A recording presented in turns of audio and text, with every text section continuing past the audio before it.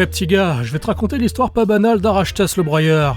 Ouais, ça se prononce Arachthès, t'as qu'à te plaindre à ses parents.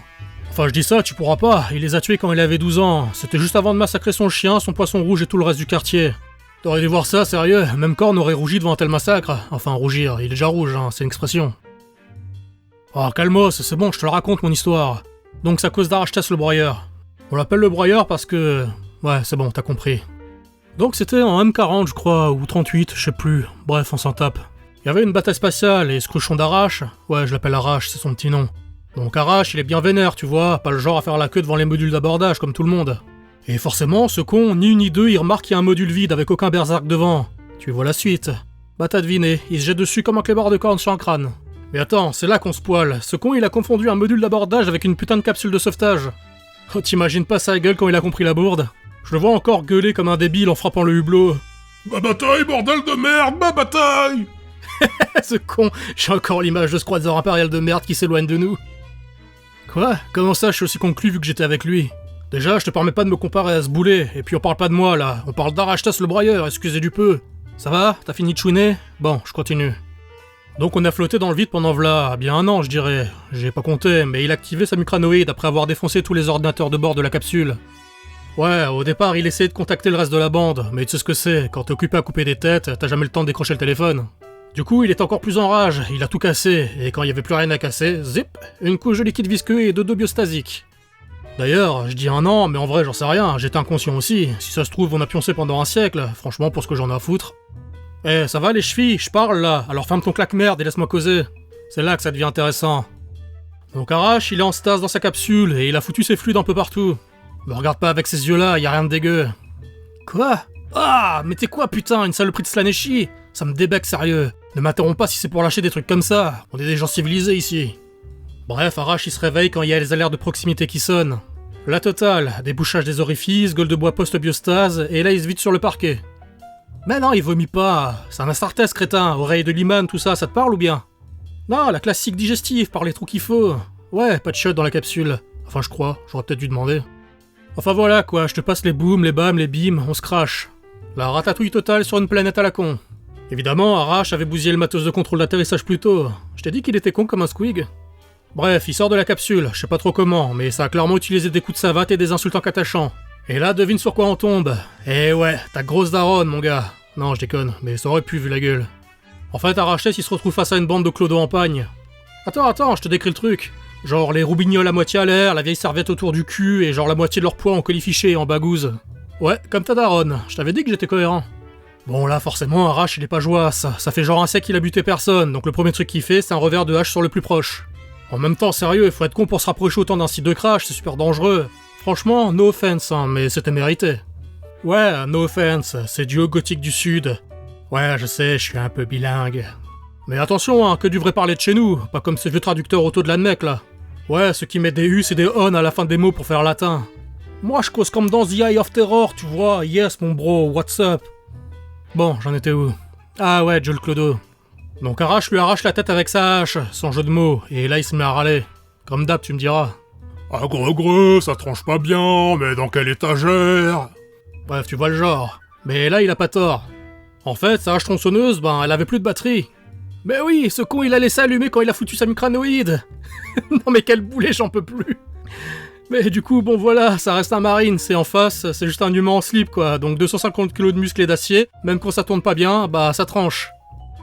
Après, je peux comprendre la frustration, hein. La décapitation, c'est un petit plaisir, tu vois. Y a couper des têtes et couper des têtes. Non, mais oui, on est d'accord, le résultat c'est le même, mais genre, t'as pas tes préférences toi? Moi perso, mes favoris c'est la guimpe. Cette sensation quand ça saute tout seul sans forcer. Et puis ça saigne fort, hein. Alors que franchement, un marine sous un orc, on se le dit, c'est chiant. Faut pousser, ça se laisse pas faire, ça gicle pas pareil. Ouais, un peu, mais tu sais, moi, ces histoires d'honneur guerrier, c'est un peu surfait. Au final, l'important, c'est de se faire plaisir. Quoi? Quelle histoire? Ah oui, Arachthès. Bon, il était tellement concentré sur sa hache tronçonneuse qu'il a laissé filer les autres nudistes. Ils ont bien des carrés d'ailleurs, toujours pareil avec les flippettes dans ce genre, dès que ça voit une goutte de sang, ça pisse dans son froc. Bon, sauf quand ils ont pas de froc, hein, c'est une expression. T'as du mal avec les expressions, toi, non? Arach aussi. Non, avec l'expression tout court. Bref, v'là qui part en exploration avec dans l'idée de trouver une batterie pour sa hache. Sauf que la capsule, elle s'est crachée en plein milieu de la jungle. Ah ouais, de la vraie jungle, hein. Bon, pas comme sur Katachan, mais de la bonne forêt tropicale quand même, hein, celle qui fait sentir des aisselles. Donc il se balade, il tue quelques bestioles sauvages, et il cherche, oh bon corne qu'il cherche. Il retourne des caillasses, il déracine des arbres, et à un moment il a même chopé une sorte de macaque vert là, avec des grandes oreilles, et il a essayé de l'interroger subtilement. Ouais, t'as deviné, tu commences à bien cerner le personnage. Il l'a secoué dans tous les sens, et bien sûr, le macaque, nuque brisée, os broyés, organes en vrac et tout le tintouin. Mais Arash, il continue de l'interroger. Batterie! Batterie! Et comme ça marchait pas, alors il en a eu marre et il l'a achevé. Enfin ça, c'est de son point de vue, hein, parce qu'en vrai le macaque, ça faisait déjà un bon quart d'heure qu'il avait canné. Je t'ai dit, des gros problèmes d'expression ce garçon. Et forcément, tu sais ce que c'est, quand t'arrives pas à te faire comprendre, ben tu t'énerves, tu hausses le ton, tu génocides des populations. De ce côté-là, Arash Tess, c'est franchement un mec lambda quoi. Ouais, limite un stéréotype. Donc il continue de chercher, il marche, et il tue des trucs. Non, il pose plus de questions, il a compris que ça marchait pas. En vrai, il faut bien lui reconnaître une qualité, c'est qu'il comprend vite, même s'il faut lui expliquer longtemps. Tu trouves que je fais trop traîner? Bah dis-le si je te fais chier, hein. Ouais, bon, c'est bon, ok. Je te passe les 2 jours à retourner la jungle. Donc au bout d'un moment, Arash il tombe sur une pyramide. Mais pas comme sur Prospero, toute lisse là. Non, plutôt comme, je sais pas, genre comme si l'architecte il avait eu la flemme, tu vois. Ou non, mieux, genre l'architecte il est spécialisé dans un seul truc et il fait que ça. Bon bah là il était spécialisé dans les escaliers. Est-ce que c'est important? Bah un peu mon neveu, les escaliers c'est vachement pratique hein. T'imagines toi grimper une pente ultra raide sans escalier? Ah, dans l'histoire tu veux dire? Non, ça sert à que dalle. En gros il y avait des nudistes comme ceux du Crash mais avec un slip d'une autre couleur. Ils étaient en train de faire un truc, je sais pas trop quoi, mais ça avait l'air important, jusqu'à ce qu'Arash y bugle. Batterie! En chopant le premier gars qui passe par la nuque. Ah non, il a pas répondu, aucune politesse c'est pecno. Du coup, bah logique, Arash lui arrache la tête, comme ça, à main nue. Non, attends. Je crois que c'est l'inverse. Je crois qu'il lui a d'abord arraché la tête et après il a gueulé pour sa batterie. Bref, en tout cas, ça a pas l'air d'avoir plu aux autres clodos en pagne, là. Ils ont tous sorti des lames et des lances. Finalement, des gens bien, en fait. Non, mais faut le dire, je suis parfois un peu vulgaire et accusateur, mais en vrai, quand les gens ils font des trucs cool, faut le dire aussi, hein. C'est que j'ai une petite sensibilité pour ça, moi. Bref, Arash il échange les politesses avec eux jusqu'à ce qu'il n'en reste plus qu'un. Enfin 2, je compte pas Arash dans le tas, évidemment. Combien il en a tué? Qu'est-ce que j'en sais, moi? Le massacre a duré 1 heure, je dirais, avec environ 3 morts à la minute, donc à peu près 180. Mais on s'en fout des maths, là, j'entre en scène. Ouais, moi pour de vrai. Bon, en vrai, je faisais déjà des trucs, hein, mais je suis pas le genre à me jeter des fleurs, alors je me concentrais sur Arash. Mais là, par contre, sans moi, il aurait été dans la merde. Je t'ai dit que j'étais à peu près bilingue? Bah, je sais pas trop comment, mais j'ai réussi à piger ce qu'a raconté le Gus devant nous entre 2 suppliques. Ouais, ça ressemblait à du haut gothique, mais genre avec un accent un peu... Non, mais je veux pas être raciste, franchement, il y a des choses qui se disent pas, quoi. Donc Arash, il écrase le crâne d'un mec qui bougeait encore, tout en écoutant le baragouinage de l'autre à genoux devant lui, là, et moi je lui traduis en temps réel. Je sais plus, je crois qu'il parlait de dieu des étoiles, d'apocalypse et de trucs du genre. Arash, il s'en foutait, alors il lui a demandé Où elle est ma batterie? Non, j'ai pas traduit, je crois pas que le mec aurait compris de toute façon. Bah, il était en plein trip LSD, là, il s'est mis à plat sur le sol en plasmodiant des trucs religieux. Là, Arash, il s'est dit, bon, ras le cul de ces conneries, je te massacre, on s'appelle, on se fait une bouffe, tu vois le genre. Mais là, le religieux, il lâche un truc intéressant. Il dit à Arash que s'il libère la princesse capturée par la tribu des Wachutu, il offrira une récompense digne d'un dieu. Un artefact puissant scellé dans la pyramide, eh ouais. Ouais, Wachutu ou Wachuti, un truc du genre... non, je m'en cogne. En tout cas, tu connais Arash Tess, c'est pas la hache la plus affûtée du tiroir. Alors forcément, il accepte, ni une ni deux, il attrape le prêtre par une guibole et le traîne dans la forêt. Oh, pendant bien une demi-heure, avant de s'arrêter et lui demander la direction. Le mec a pas répondu. Aucun effort. Bah ouais, il dormait ce con.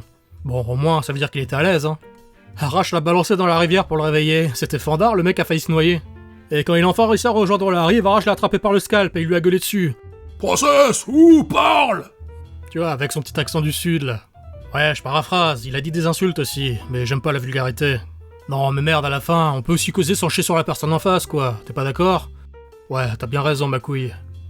Bon, au final, on était parti à l'opposé, mais pas grave, Arash c'est un marine, c'est comme on dit, quand on n'a pas de tête, on a 2 cœurs, un métabolisme de char d'assaut et une endurance illimitée.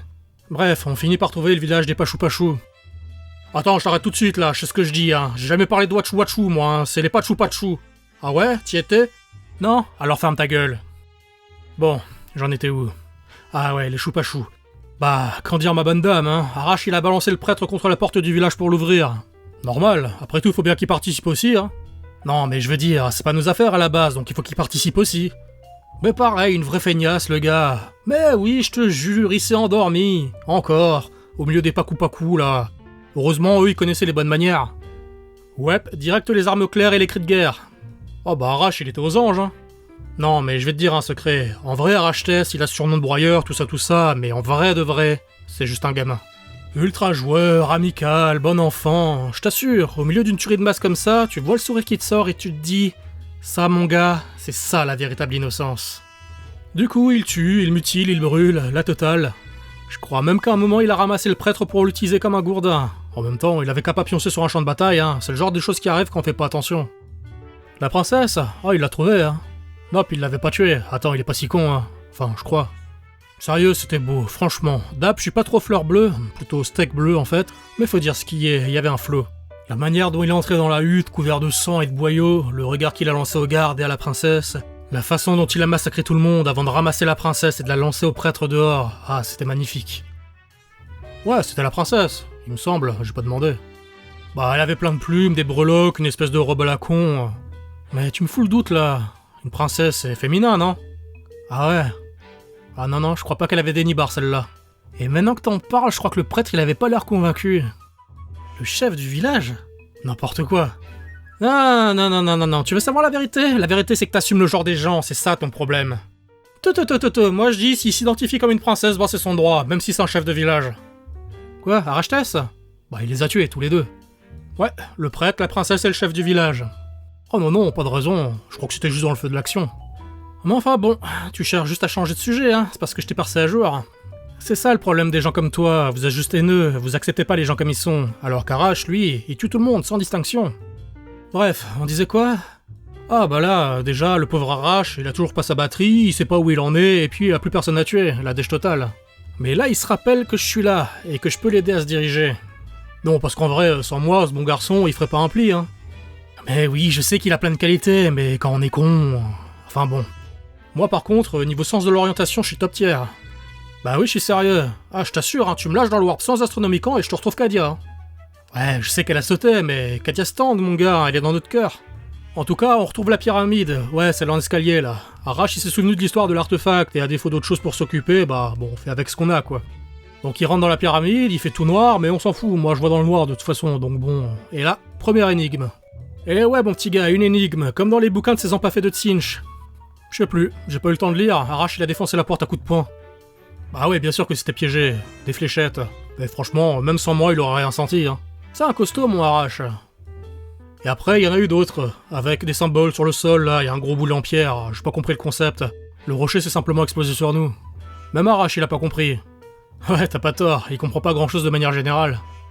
Donc on continue, et finalement, l'artefact.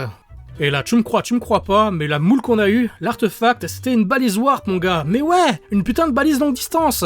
T'imagines bien comment on était déter. Ah mais je t'assure, hein, Arrache, il était tellement à fond qu'il a direct chopé la machine pour la défoncer et arracher la batterie pour sa hache. Non mais bien sûr que c'était con. Bah oui, je sais bien qu'on aurait pu contacter la bande pour qu'on vienne nous chercher. Lui dire, j'aurais bien voulu t'y voir, Trouduc, moi je suis qu'une armure, hein, et les armures, ça parle pas.